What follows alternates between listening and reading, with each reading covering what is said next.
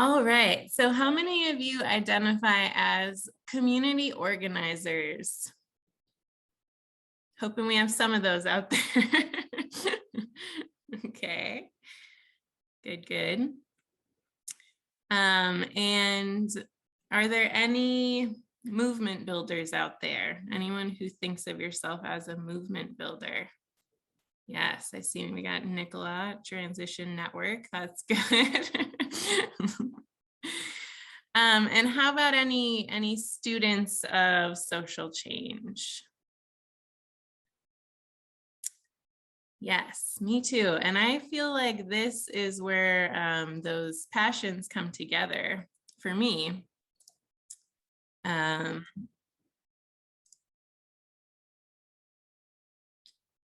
Sorry, just orienting myself to the tech stuff here. So I'm going to tell you a little bit about a little quick overview of what we mean when we say national movement building. And then myself and my wonderful colleagues, Jessica Cohodes and John Foran, we're going to guide you through a little presentation and share a little bit about the work we've been doing, and then we'll have plenty of time for discussion. So I'm Marissa Mommaerts. I've been working with Transition US since 2013. And somewhere along the way, I think it was about 2015, started developing this idea for what we call the Collaborative Design Council, which is essentially an advisory body for Transition US and the grassroots network that's composed of folks from local initiatives all over the country. Can I see a show of hands from folks who are here who's been part of that Collaborative Design Council over the years? Yes, thank you. And we really wanted to create a structure that could build resilience in the national network so that Transition US wasn't responsible for all of the work of connecting and supporting local initiatives, so that the movement was really self-organizing, more resilient, not dependent on the kind of nonprofit industrial complex structure in order to survive as an interconnected network. Wanting to build that power, that organizing power, interconnectedness as much as possible. And the Design Council has really evolved over the years, and we have new structures and systems coming out of it that we're going to walk you through now. And it's positioning our network to be much more effective and impactful moving forward. Jessica, would you like to say anything? Just a little like overview of what you think about the CDC before we go into the presentation? Yeah, I think the presentation will bring it out. Hey, everybody, it's good to see you. I've been working hard with Marissa and John and a few other people on the network redesign. And I think I was mostly inspired by, these are Marissa's words, to really think about the Collaborative Design Council in terms of the centrifuge of the movement. What happens if there is no staff? Will the movement continue? Will we all take on roles, responsibilities in order to continue to connect and learn and grow together? So that was really inspiring to me. So that was the purpose of this. It was built, with sociocracy in mind, and also with another thing that Marissa continues to talk about, which is to be an organizer means, and to be a movement builder means that you have to work yourself out of a job. So we have some rotational qualities within this particular structure, and it's brand new too. And I just want to say that this is brand new, and I'm inviting everybody in who is here on the call, anybody outside the call, anybody who is interested in becoming part of these new entities in order to kick them off and nurture them going forward, please do. So he's back. Yeah, thank you. And really, again, wanted to appreciate Jessica, who has stepped up and done a lot of work on developing the sociocratic systems that you're going to hear more about today, as well as John Foran, who's also on our board of directors and part of the Eco Vista Transition Initiative. We've actually had a group meeting for the last year, maybe longer, called the Systems Design Working Group, which is like, I joke about, all the systems nerds come together and hang out and work on developing these organizing systems. But I know some of you, like Pat Thompson posted in the chat, that you were really inspired by the Cooperation Humboldt session yesterday. And I just wanted to say, like, that whole idea of the sociocratic organizing and how their group is able to do so much by empowering leaders in their community. This is a good way to learn how to build those systems and structures, is to learn by doing it, which is what I've been doing. I actually haven't been trained in sociocracy. I've just been learning by doing for the last 5 years or so. Okay, so before we dump a lot of information on you, I just want you to remember the 3 reasons why you should get involved in our national movement building work. 1, because it's very important. That's how we strengthen local groups and grow our impact. 2, it is fun. You don't have to be a systems nerd to participate in this. We'll find like the appropriate place to plug you in based on what your strengths and interests are, but we really enjoy our time in the systems design group. And again, you learn by doing. Okay, Jessica, do you want to start the, yes, it's fun because we meet wonderful people. Yes. We love each other. Our biggest complaint is that we only get to hang out on Zoom. You start the slideshow. Yeah, I'm a hugger. I'd rather hug people for sure. But the host, Marissa, if you could enable the host. Oh, sorry about that. That'd be good.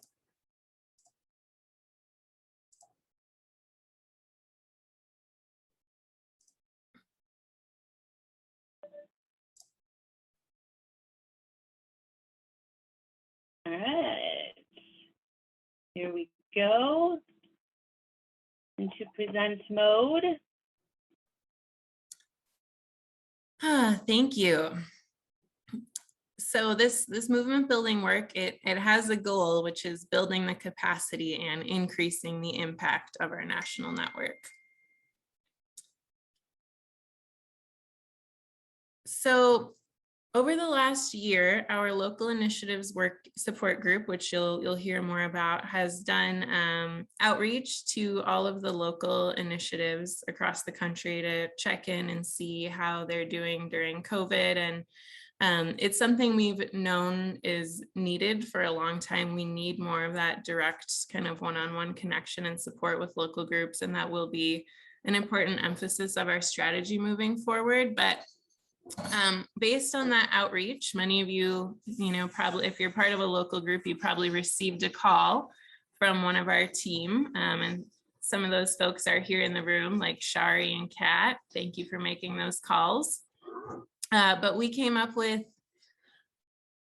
more than 60 active local initiatives. A good number of groups have been impacted by COVID and are, either definitely temporarily or indefinitely pausing their activities because of COVID, taking a break, though we know a lot of groups have been kind of reorganizing and relaunching as of lately. We've had hundreds of what we call mulling groups. That's a British term. I'm trying to evolve and transform that term to new and emerging initiatives, but folks who essentially are interested in starting a group in their community. So we've had hundreds register with us over the years, but we don't have a great way of tracking kind of their progress and providing a lot of one-on-one support to ensure those groups get off to a solid start. And that again will be a focus of our local initiative support group in the coming year. And then, yes, we have around 100 perhaps legacy groups, which is how we're describing groups that have started at one point and are no longer officially organizing or active. And we can talk more during the discussion about why that is and what that actually looks like. And I want to point out very quickly as well that you can find this on the Transition US website with a list of all of the initiatives underneath it as well.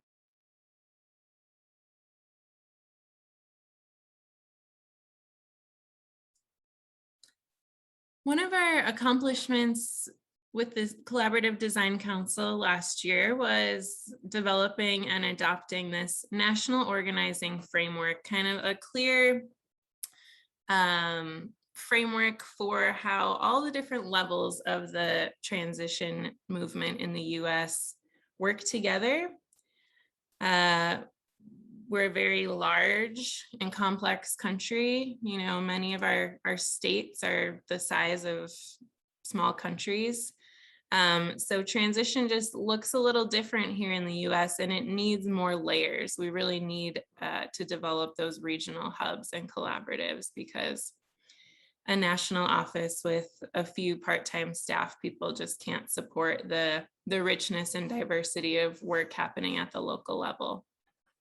And so in addition to those regional hubs, we've created a system for the grassroots, for you all, essentially to certify and endorse regional hubs, as well as national working groups on specific topics. So far, the main active working group is the Inner Resilience Network.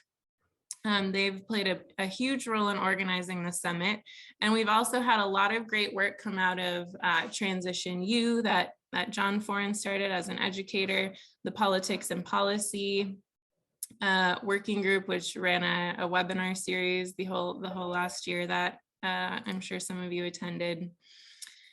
We have a social justice working group that has contributed a lot to the evolution of social justice in our work, including updating the Transition US mission statement to include justice as a key value, and much more than that. So that's just a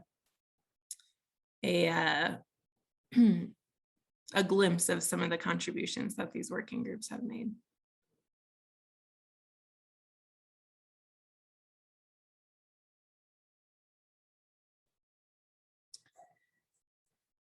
So I'm just going to quickly respond to Susan's question. Are any working group leads paid? In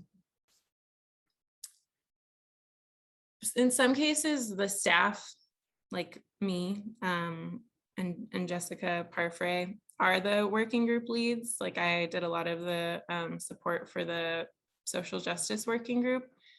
There's some funding for the Inner Resilience Network, but that's a big area of growth for our network moving forward. We really want to see those regional hub organizers and national working group organizers being funded through collaborative fundraising as much as possible.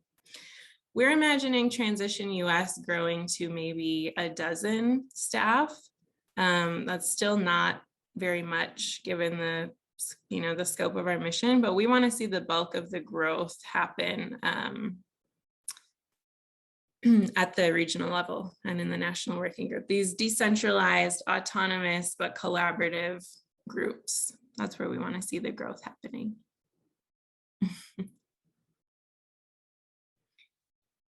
I feel like I have touched on a bit of this. Do you want to speak to this slide, JC? Yeah, sure. I'll just shore it up for the next, the next coming slide. You have spoken mostly to this. I should have changed the slides as we were going. In the past, as Marissa had said, the CDC was really trying to figure itself out. What are we doing here? It was growing organically, and so it's pilot and growth phase.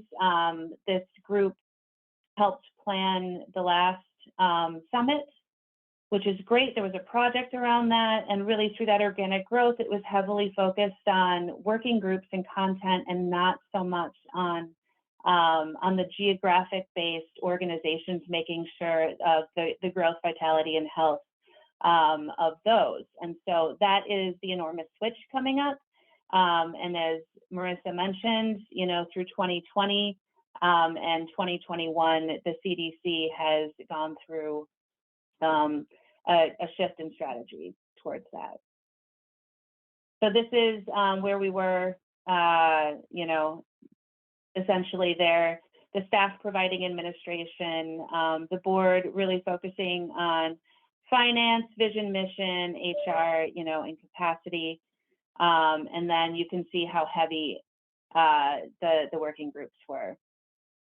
Do you want to say anything to this, Marissa? I think you covered it. Cool. All right, here we are. Here is today.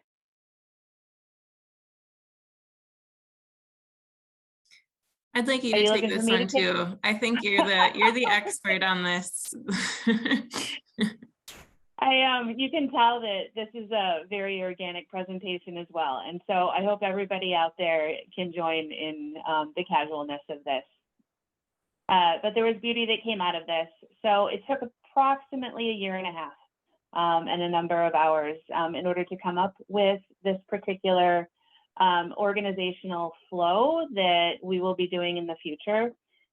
So you can see that everything, the representation within the Collaborative Design Council, we are looking for equal opportunity representation, and of course trying to keep that number small enough so that it can function properly as well. In the past, we have had 18 members. We wanted to try and keep that between 10 and 12 as well. And so essentially the structure that we have come up with is, yes, of course we need the administrative arms in order to be representative on the council. These are the folks that are going to get the work done on a daily basis, or at least support for those systems in order to communicate with the rest of the networks. And from each of the three, we have support groups. And so we've developed 3 different support groups where we want to see representation from those independent support groups on the Collaborative Design Council. Of course, with an onboarding structure in place. So 3 from each, thinking that 1, your first year, you're likely going to try and figure out, okay, what is this group doing and what am I doing here? And you're going to, you know, come in kind of an observation and apprentice role and a support role. And then, you know, the second year, your feet are going to be wet. You'll be able to go full swing within this role itself. And then, of course, you know, you're really going to know what you're doing in the 3rd year. So there's going to be it's a 3-year rotation. And again, these reps with a sociocratic lens and a grassroots lens are going to be nominated by these independent circles. And hopefully sent over to the Collaborative Design Council from there. So we're really hoping to build out the regional hub support group in order to help the formation of the regional hubs. The local transition initiative support group is already kind of in formation. And Kaat, Vander, Straeten has really been honing in on that. And that's going to have a different focus. And then creating a group for the work groups. So those content-based groups that perhaps they need some administrative support in order to create courses, PDFs, something that might be branded with Transition US, but can be distributed, you know, throughout the network itself. Before I move on, are there any additions that Marissa and John might have? And are there any questions? Nothing to add, but as people will notice, I use the chat a lot to be involved in the conversation. Peace back. Great. I saw Shari's hand. Yeah, I'm just confused as to why both of those groups at the bottom are called local TI support group. It seems like one is a working group, support group. Because that's a typo, because I did this really late last night. Oh, okay. So that blue group should be, where it says WG, that should be working group. Thank you for pointing that out, Scott. Sure. Okay, good. All right, great. So, here's kind of the difference between them. There seems to be a fair amount of overlap. You might be wondering why the local TI group versus the regional hub group, and how do those differ? So I'd really like John actually to speak to that if you're ready to do that. I am happy and ready to do that. So you would like me to do my mini presentation about how regional hubs support will start up, right? Yeah, perhaps the difference between regional hubs and TIs as well. Oh, for now. Or so should I do all of that or just that specific question? I'll take your lead. I have 3 minutes and maybe I can do it here. First off, I want to express my gratitude to Jess and Marissa, the parts that they have played, along with a few others, in this redesign of what Transition US is going to be. I played also a keen role in it on the Systems Design Council. And unless you've been following in some detail the evolution of things, you won't see how potentially innovative and powerful this could be. And we don't know the answer to that question ourselves.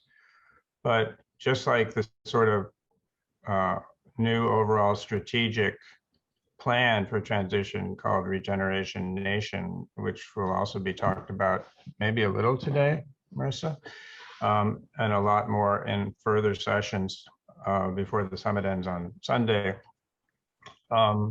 I already lost my train of thought on that sentence.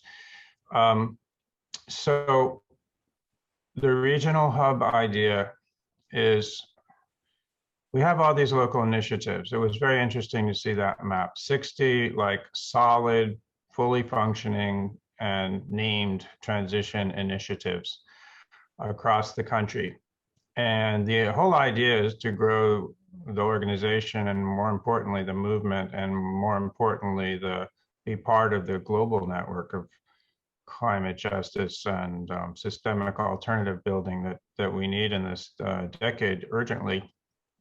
Is that, yeah, I forgot how that sentence started too. Wow. Okay, the point being, everything is interconnected in some very interesting ways, and we draw synergy from those interconnections. And in many ways, yeah, the 60 local transition initiatives have been out there on their own with no real communication among them. And the fledgling would-be or struggling local initiatives have been in the same boat. And so what we want to do is kind of create networks, really, so that everybody can learn and share and do better together, and as well as in their special places. And in many ways, the regional hub idea is sort of the missing link between a local transition initiative and a national transition US staff board and collaborative design council. And so you can see from that map, there are clusters, particularly on the two coasts, not all that surprising if you've been studying recent politics and economics of the United States, say for the last 20 plus years. And so what we want to do is build the first regional hubs out of the areas where there is a dense concentration. And it's also a very tricky question, because how do you define a region is something that we will address in the very final session of the summit on Sunday, 1 p.m. West Pacific time. Because there are bioregions, there are transition regions, which technically are composed of transition local initiatives.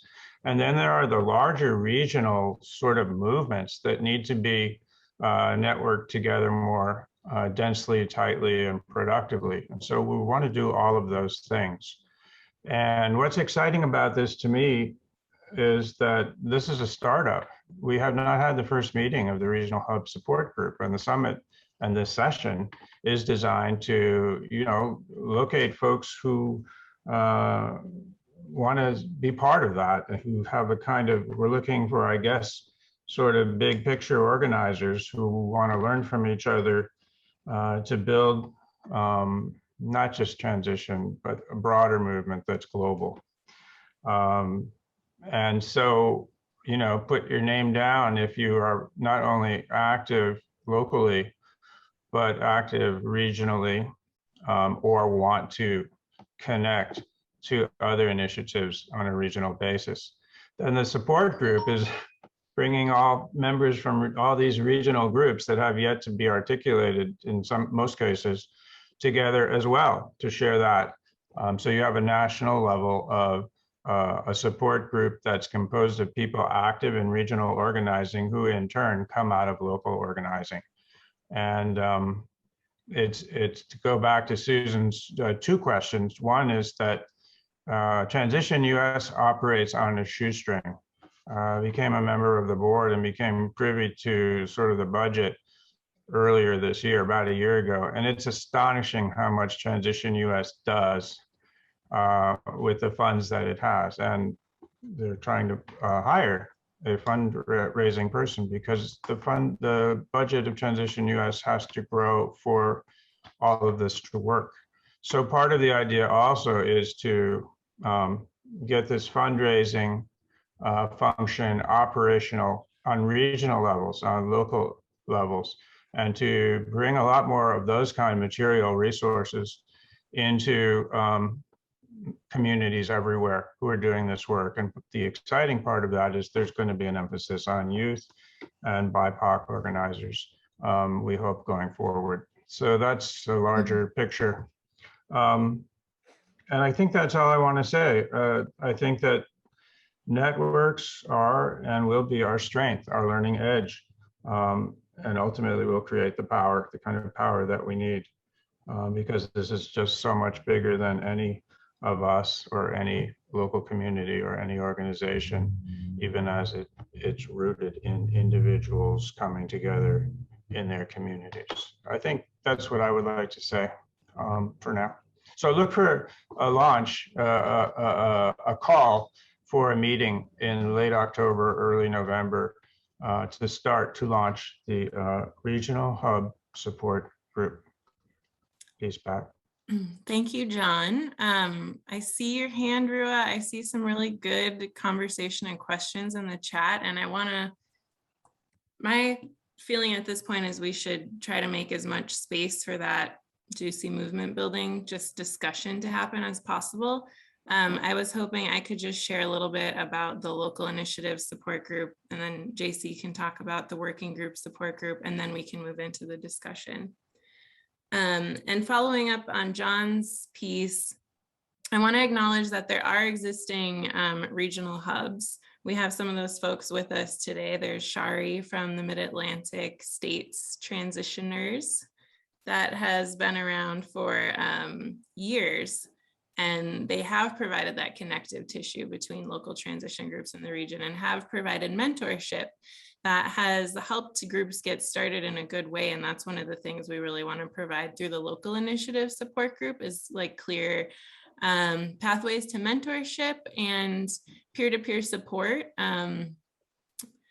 We've talked a lot about a community of practice for new and emerging initiatives. And I think what that's going to look like in the spring, at least for next year, is this Stories to Action cohort that some of you learned about yesterday during our Lunch and Learn session. That'll be a way to get kind of mentoring, peer-to-peer support, connection for groups that are getting started out. And then we'd like to have more advanced, again, communities of practice for groups that are further along in their development, for example, focused around things like leadership succession, which is another big sticking point, and the fundraising, all the organizational development stuff. I also want to recognize Susan. Susan's been putting in a lot of great comments in the chat that I would like us to get to talk about because it is very relevant to our strategy around regional organizing. And Susan launched the NorCal Resilience Network, which is a broad coalition of sustainability and justice related groups in the Bay Area. I wonder, Susan and Shari, do you want to either of you say a little bit before we keep going with this? Maybe not specifically on the topic that you were bringing up, Susan, around like partnership and BIPOC leadership and such, but just a little bit in general about your work. Sure. Well, NorCal Resilience really got started when we actually hosted a permaculture convergence, which was a compilation of transition groups and permaculture groups, and it brought together like 500 different organizations or people from around Northern California. And it really made me realize that there's so many amazing people and organizations doing transition type work, but don't really call themselves transition. And so that's, there are, many, the groups that call themselves transition and are linked to transition, there can be so much alignment with other groups. And just thinking about the branding of, transition initiatives, I think in today's urgent state of the world, like, moving past that, like, how can we really be aligned with groups that have different names, belong to different, coalitions, et cetera, but just be aligned when needed and build solidarity when needed. So I'm really inspired by your, decentralized model. We have a lot more work that we could be doing in Northern California, and would love to build a working group of transition groups within NorCal Resilience Network. But yeah, so much work to be done, and how can we build as inclusive a tent, as possible, because the values of transition are incredibly just inspirational. And we want to, build this tent as much as we can. I can speak more later about the, the prioritization of BIPOC leadership, but yeah. Thank you. Yes, I really appreciate you bringing that forward. And by the way, I started studying sociocracy working with Susan to set up the governance structure for the NorCal Resilience Network a long time ago. So it's, again, another evolving experiment. Shari, do you want to share a little bit about regional organizing from your perspective? Sure. As you said, we've been around since 2011, and we are probably the only regional hub that is made up entirely of transition towns. That's sort of the way it started, as a transition town support group for the area. And I think it's had a lot of value in terms of supporting our groups with their challenges and their successes, and their ups and downs along the way. I'm really pleased that we've recently gotten 3 new groups in the area, Transition Glassboro in New Jersey, and that we've actually mentored 2 new groups forming, Transition Phoenixville and Westchester, PA. So I think it's been a good model. Thanks, Sarah. Sarah's one of our members. I think it's been a good model, but I'm intrigued by the work that other regional hubs is doing with more collaboration, and especially BIPOC presence in our groups. So we're starting to have that discussion in our group too. We meet monthly, by the way. Peace back. Thank you, Shari. And then also want to acknowledge there's a forming hub in New England that Rua is part of, along with Kaat. Rua, do you want to say anything about that right now? Sure. Kaat was great and reached out, and for I'd say the first 6 months or so, we had a pretty consistent Zoom meetings. just kind of trying to figure out who we were and getting to know each other. Over the last several months, less of the people have attended. I don't know if it's just summer busyness.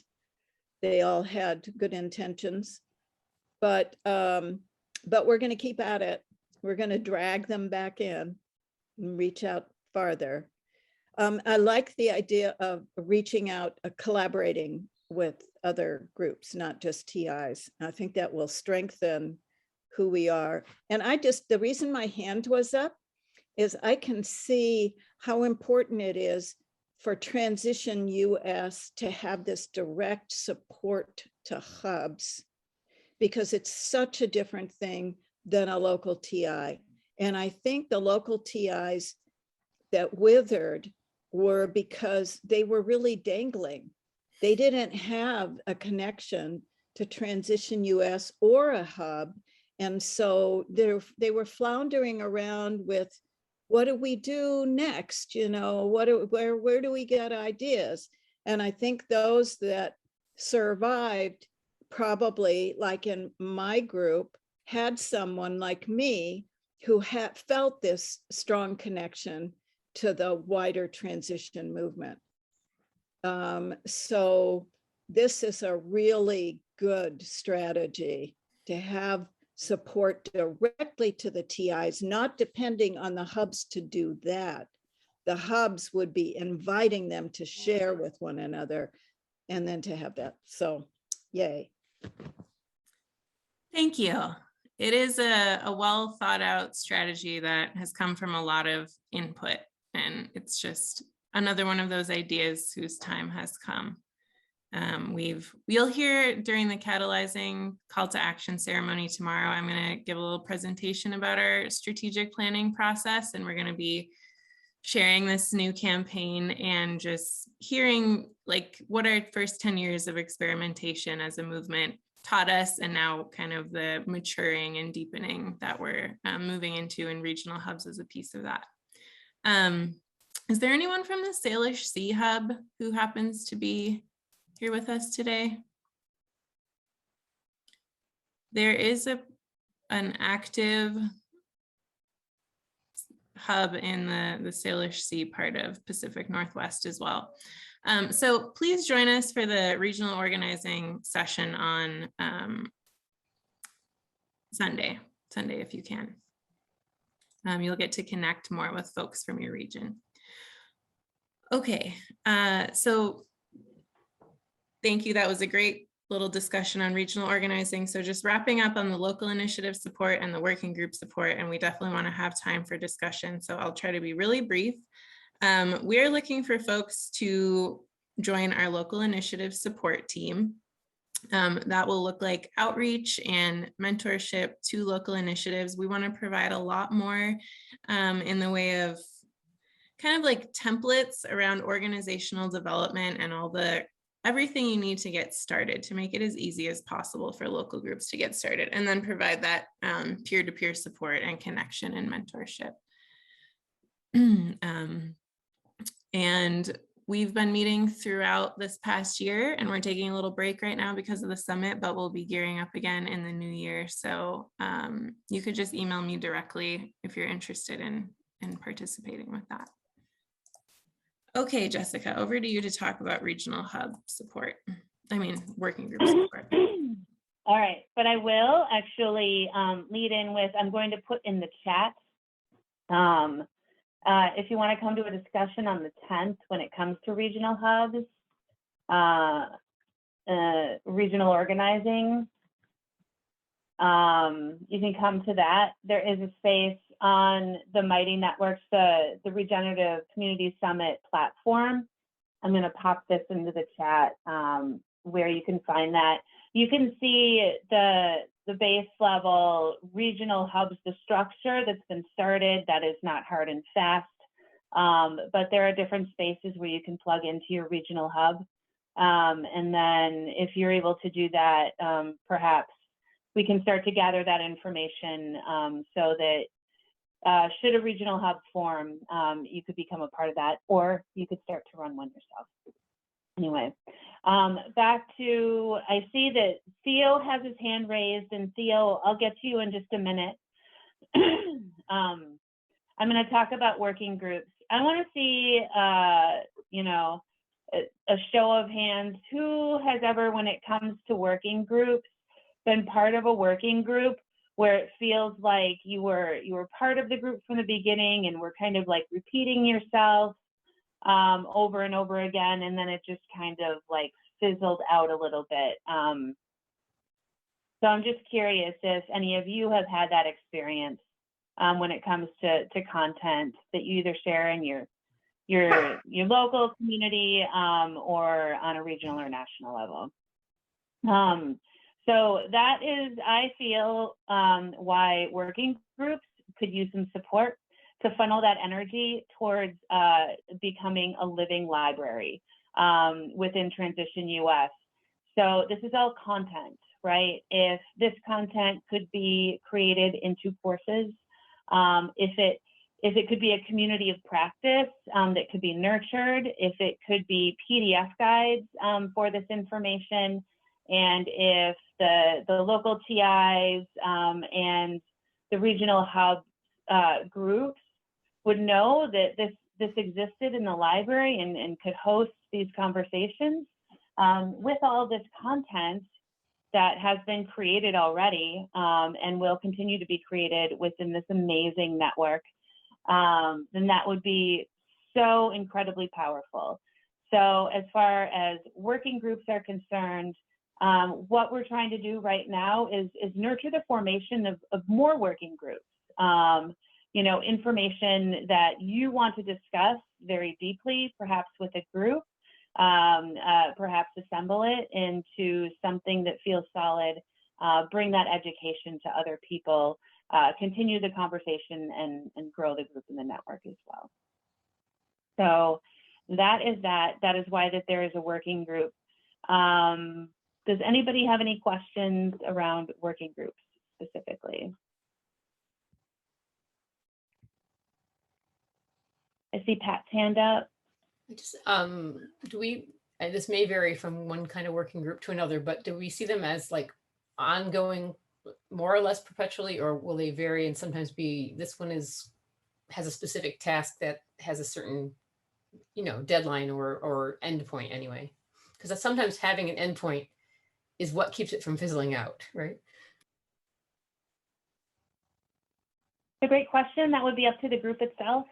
I could give an example that the systems design group that designed what you just learned about today with the movement building was set up as a task force and can see itself pivot perhaps into you know, a dynamic governance working group to help, you know, other organizations with effective collaboration in that.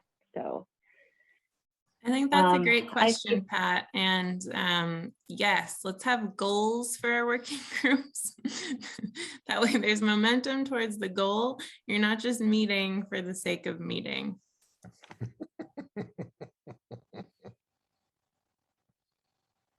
I see with hands up right now, I see John put his hand up to the working group question and Sarah put her hand up, and we're still waiting on Theo, Jack, Susan, and Mark Cooper now, it looks like. So. And I'm going to start timing folks. If you could just keep to a minute or less, because we do have a number of questions to get through and we have about 13 minutes left. We're going to start with Theo. Well, allies, thank you so much. So as we think about taking this work forward, I just want to say that we have been having meetings for a long time and we're getting somewhere. This beautiful social justice is moving forward in our work, hard won. And our Indigenous allies asked us to do a land acknowledgement, and we haven't done one yet, so let's just say it. Here we are on Turtle Island, colonized land, and we call ourselves Transition US. So a lot of work to do, and we have done some of it this weekend, this workshop. So I will just say, stick with us, keep organizing, let's be a network, let's save the planet. We're doing it. And I love all the people who've been leading us to it. So praise God.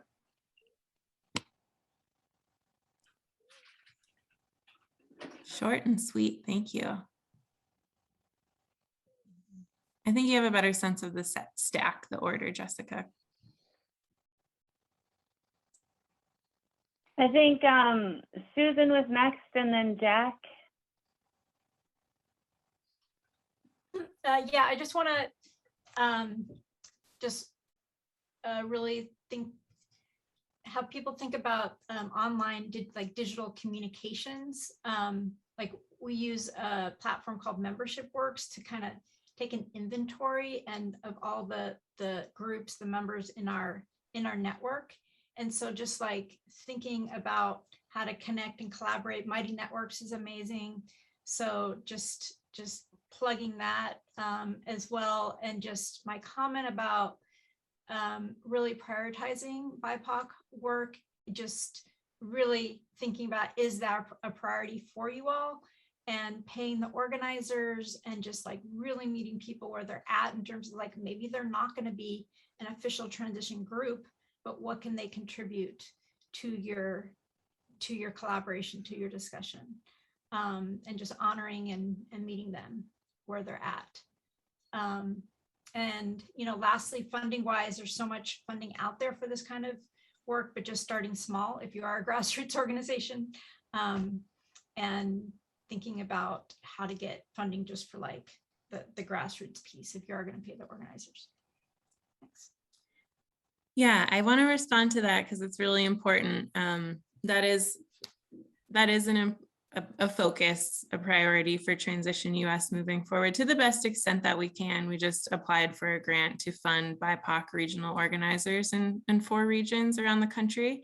It's very competitive, so we'll see if we can make that happen. But the focus would be on weaving these regional networks and collaboratives that strategically link transition and transition aligned efforts with frontline and Indigenous and solidarity economy agendas and projects and communities in a way that leverages our collective strengths and grows our impact as a whole. And yeah, I resonate with everything you shared, Susan. And that's my perspective. That's the perspective of Transition US, I can say, like our staff team, and we're a network of autonomous local groups, but I hope you all take to heart what Susan shared. Yes, so we have the Mid-Atlantic Hub is part of our proposal, as well as the emerging New England Hub. And we're hoping the West Coast regional hubs will be part of it as well if we do get that funding.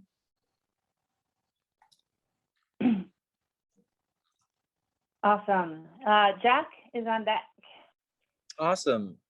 Thank you guys. This is really informative, and I appreciate you taking the time to inform us all about the new changes to the network. It sounds really interesting, and I just want to keep it brief. And this question might be better suited for the discussion, but I really resonated with what you said about the living libraries and the active network, because I too find it really easy to be stagnant and kind of just creating informational pages and things for people to reference, but less opportunities to actually integrate and interact with those resources. And so again, it might be a better question for the discussion, but I'm just wondering if there's more insight into the actual activity aspect of those living libraries.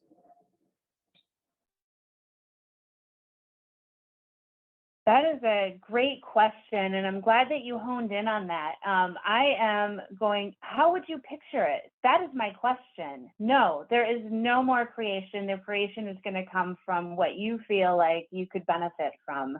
How do you envision that, that would be of the biggest benefit to you? Awesome. Are you asking me currently, or are you bringing that to the broader question? I'm asking you that currently, and anybody else is welcome to chime in. And I'm taking good notes. So Great. Well, I think that something that's really important is, I think when resources are linked, so people often come for a specific resource and not knowing about the other resources. So one really good opportunity is to not just make it super specific so that people are only getting the one thing that they're looking for, but really creating a broader base. So, you know, if you're looking for help in, you know, food security assistance, you might actually be inclined to learn more about housing security and things like that, that you may not have initially thought of. So kind of tying in a lot of those things is really important. And then the other thing, I guess, is like creating more forums and things that have an opportunity for people to answer questions in real time. I think I'm a member of a number of forums, whether it's working on your car or learning a new skill. Like, there are so many things that people know that they can just share right over the internet that creates a level of community, you know, without having to sit down in a room together. So those are just a couple things, you know, off the top of my head, but I'm also really interested in hearing what other people think about this. I just wanted to share the way I interpreted your question. Like, how can we make it more dynamic to interact with the resources? And one thought is, for example, we have this whole Stories to Action project where we are harvesting those stories, and then we're creating peer-to-peer mentorship and support to actually meet with the organizers who develop the projects in their communities, for them to support you to do the project in your community, and you're in connection with other people who want to do the same kind of work in their community. So it makes it a lot more alive and dynamic. And that's that, yeah, Stories to Action project that will be running in the spring. And we'd like to do a lot more of that. Like, that session with Cooperation Humboldt yesterday was so inspiring. I'm just thinking, like, how do we raise the money so that local groups who want that specific mentorship from Cooperation Humboldt can get it? And we're paying people for their time to do that very valuable work. But the basic, like, static resources are what is like cheap and easy to start with. And then, yeah, we build the other support systems as we can. Where are you, Jack? I'm currently in Oakland on Ohlone land, Okay. but I'm actually inside of my van right now. I'm currently building out a van. And yeah, as John said, I've been a part of Eco Vista in the past. So that's how I was connected. Awesome. Nice to meet you. Pleasure to meet you as well. So is Sarah next on Stack? Maybe this is better for the meeting. I certainly will be there. I just wanted some clarity on and I won't even I'm not going to ask the question because I think it's better for the meeting, but relevant to the discussion now with Jack, I just want to point out Shakhtari Belu is really dedicated to, she's held and is holding another one, Host Your Own, and I think also in the open space database development discussions. She wants, so the Stories to Action, you know, the narratives are absolutely essential, but she would be better situated to comment, but I just want to point that out, that she's, I don't know where it's at, you know, but this is something she's putting a lot of energy into. And just hearing Jack's question about a forum, it gives me an idea, just a comment, just to throw it out there, that it would be great to have people that could be contacted, you know, at least maybe via text with a question about a particular, you know, project. You know, can you tell me, you know what I mean? Like any, you know, type of project, but people that can be consulted with, you know, in real time, because that there is a need for that. Thanks. Yes, definitely. I want to see that as well. And I think that will happen. And I think that may be part of the work of the local initiative support group. And Shakhtari has also been working with the local initiative support group. So there are a lot of really important projects to support and strengthen local groups. We've also talked about a regenerative communities roadshow, where transition trainers and staff and things like that could provide more like in-person consulting to local groups as well. And some of the things we have resources to do, some of the things are easy enough for us to do with our existing capacity, and some of the things we need to raise more funding for. And yeah, you'll be able to hear a little bit more about our plans tomorrow night or on the recording for the catalyzing call to action ceremony. And since we only have 2 minutes left, I wanted to speak to this question that I think is coming through in the chat and in the conversation, which is maybe why you all came. And like, this is what I'm sensing. Like, folks are interested in building a national movement, which is different than a national organization. Like, we're, you know, Transition US is a nonprofit. We have to kind of operate as a business, like in order to keep the resources coming so we can provide the services that we provide. So in that way, we have to tend that organization, but we are very open and wanting to support the broader movement as that's appropriate. So you don't have to be called Transition to be part of the Transition Network in the US, at least. I imagine that's how it is in other countries. You just have to follow transition principles, which are posted on our website. They're pretty broad. You also don't have to officially be part of the network in order to benefit from our offerings. At least so far, we are like thinking about membership models, or just how can we package our resources so that it's sustainable for Transition US to keep operating. But with that said, like, anyone can access what we provide right now. And it's really like, how do we do it in a way that's appropriate and honoring all the great work that's already been happening, acknowledging that our network has a specific kind of culture that isn't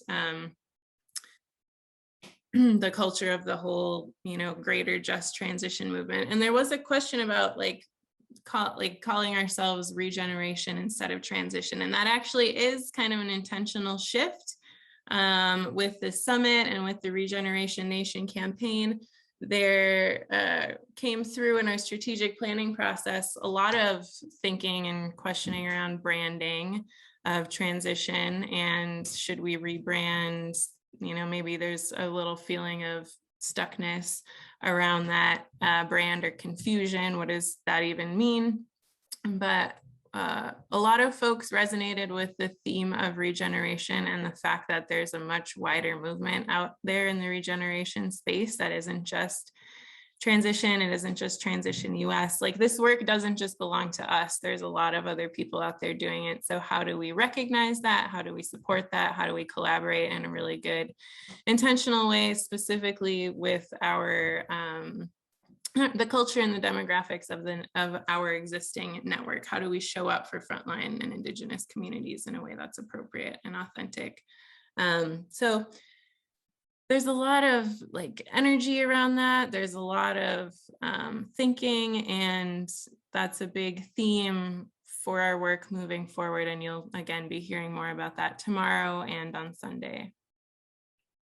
So I hope that addresses some of the questions that I have been seeing in the chat on that topic. I think we should maybe officially close, and then we could, I'm willing to stick around if folks have more questions. Oh, thank you, Liz, for saying this was a great session, because I appreciate it. Feels like a more nerdy and abstract thing, but I'm glad it was useful. Yeah, Jess.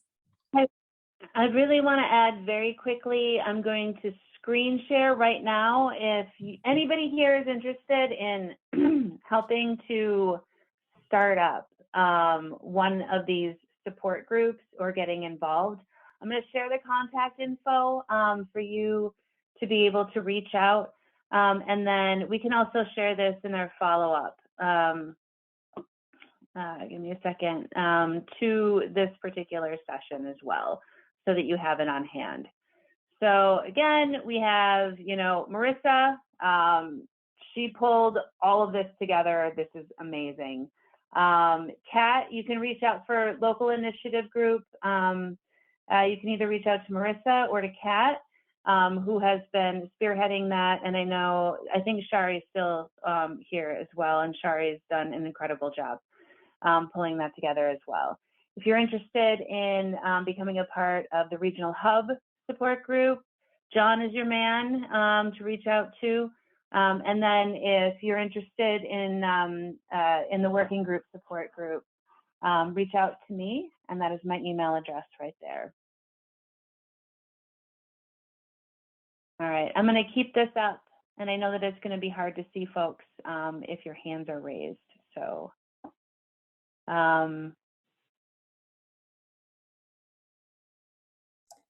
thank you. And just to clarify, we're not getting rid of the name transition, but we are clearly linking to the concept and the energy of regeneration.